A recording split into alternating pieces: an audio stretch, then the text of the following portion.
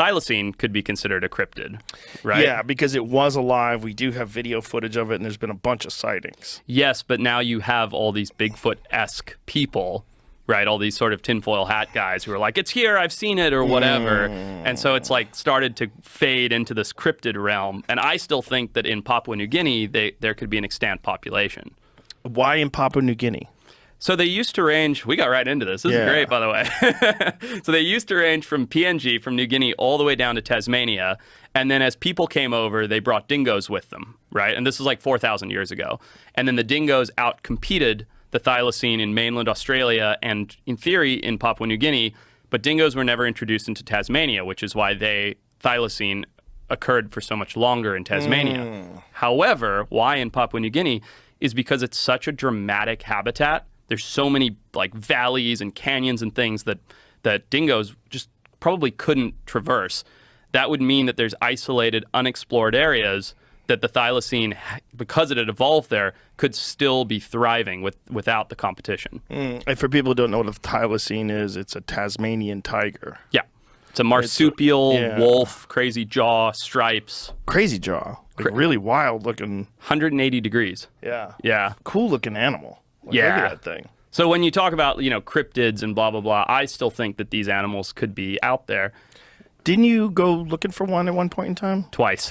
Twice. Yeah. And did you have any sightings or any, at least, amongst the people that you were around, or any credible reports? No. Well, reports, yes. I mean, there's a guy named Nick Mooney who is like an incredible, that's Benjamin, the last living thylacine in the zoo in Hobart, Tasmania.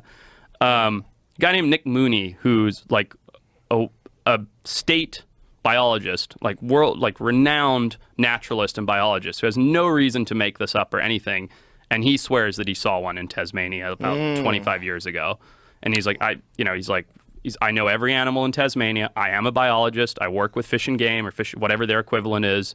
He's like, why would I make this up? He's like, I didn't even tell anybody for a year or two because I didn't want to be called a kook. Wow. And then he came out with it and sort of began this whole thing. But yeah, I mean, definitely some credible sightings.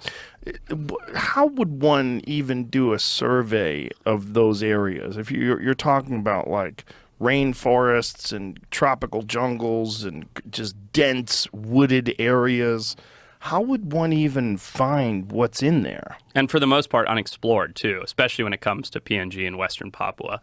Well, that's the thing. I think that's the barrier to entry, right? Anybody can go to Tasmania, drive down a highway, and be like, oh, I looked and I didn't find it, which is basically what I did.